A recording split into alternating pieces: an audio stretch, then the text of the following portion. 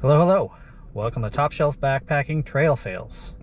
Last month, you heard about my trip up Larch Mountain, where I went without my buddy who had brain surgery. This is Dura, who had the brain surgery. So now we're going to talk about our duo trip up Larch Mountain in May of 2021. The first really strenuous trip I remember post-surgery there. So because of the fire effects, the trail was only recently opened. I want to say the season before we went out there, and it was a trail from Multnomah Falls, not the one I took from Oneata Gorge. But either way, roughly 7-8 miles up and 7-8 miles down. We planned on doing it in one night, and we had a planned pickup, thanks to my mom, at a set time at Multnomah Falls. That'll come into play here later. So I know we shot a couple of videos on the way up, and I feel like we were kind of taking our time.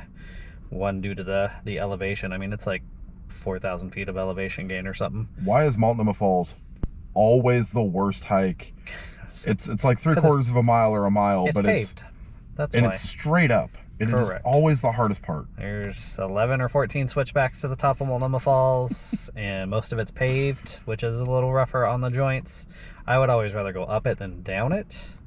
But since this wasn't in and out, we would end up going down it, which might cause some problems in the future there too. It was May, hurts thinking about it. right? Temps probably in the 40s if I were to guess.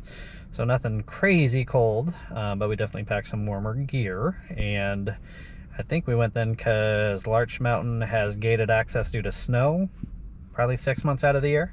So I don't think you could even access it from the north. You can drive up to the top of Larch Mountain, enjoy the viewpoint. So when you hike up there, it's kind of disheartening just to see a bunch of people in flip-flops and drinking Capri Suns. So we knew we wouldn't have that. In fact, I don't think we really planned on seeing anybody else once we passed the cutoff to Joaquina.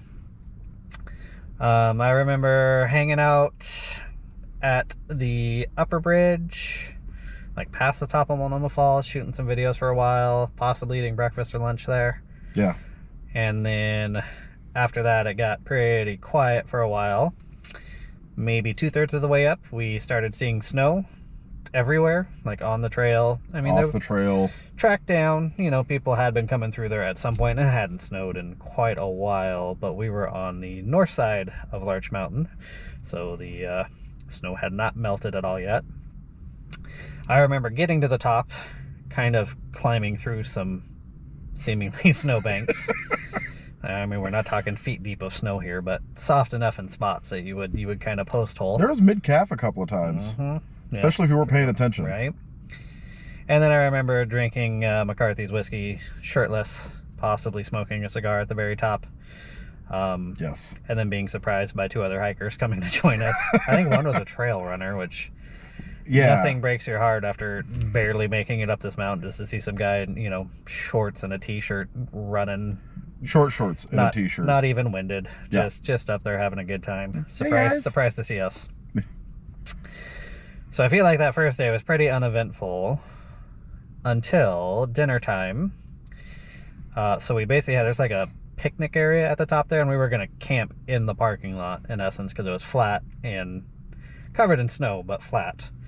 And they have picnic tables and stuff. And I remember putting my stove up, getting the water boiling, and then going to like grab it or something and knocking it over, spilling it all over the table, and half of it on Dura's lap. So an important lesson when boiling water, especially on precarious canister stoves, do it on the seat next to you, or preferably on the ground. So if you do knock it over. Also, don't stand or sit next to the guy who's doing it. That is a lesson that I learned. Yep, that is definitely away. Yes. Thankfully, no, 3rd-degree burns or anything, but you never want to be wet when it's, 30 something and covered in snow everywhere. But we survived. I think we drank a bunch of whiskey that night, got our tents pitched. In the snow. I remember being fairly cozy. It feels like one of the better nights of sleep I ever got. Yeah. However, come morning time, I could hear him sawing logs, and it was a strenuous hike up and kind of a rough night's sleep, in that, you toss and turn, and you never sleep well outside. You can just be warm and cozy while you're not sleeping well. And so I was hesitant to wake him up and probably waited an hour longer than I should have, because we did have a set pickup time and we had 8 miles to cover downhill, and I believe probably only 3 hours to do it. Dura's got a little bit of a trick knee. My ankle isn't always a fan of me hiking downhill. No part of me is a fan of hiking downhill, to be honest. And so we kind of had to rush. I remember getting pretty crotchety at each other a few times there just because of it. And we did end up making our pickup point. The other trick was the snow kind of added some time to things, because it's hard to go downhill quickly in kind of slushy, icy snow. So in the morning it just all freezes over and turns into a pseudo skating rink. That's how the Northwest is. Getting up there was also a big struggle when you're going through snow and ice, because I don't know when we decided to kind of, I don't think we went off trail technically, but there was parts of it that I'm pretty sure were not a trail prior to us getting there. Yep. And we you know, that extra 2 inches of snow that you step through every step, it wears you absolutely out. It doesn't matter if you're going up or down. Well, and that's after 4,000 feet of elevation and, you know, 7 or 8 miles of hiking. So that added bit at the end there isn't always fun either. So yeah, no, both were tired, but definitely shouldn't have let him sleep in as much as I did. I did kind of feel bad for, you know, pouring boiling water out on the night before. So I thought it'd be okay, and we just hurried down, but it was a struggle with both of us kind of limping our way down. Overall, kind of a not super memorable trip, thankfully, in a good way. I mean, we've done a lot of hiking, so the ones that stick out are usually the either epic ones or the terrible ones. More so the terrible. But again, lessons were learned. Don't oversleep when you've got a pickup scheduled, and always boil your water somewhere below you, so if you do spill it, it's not on yourself.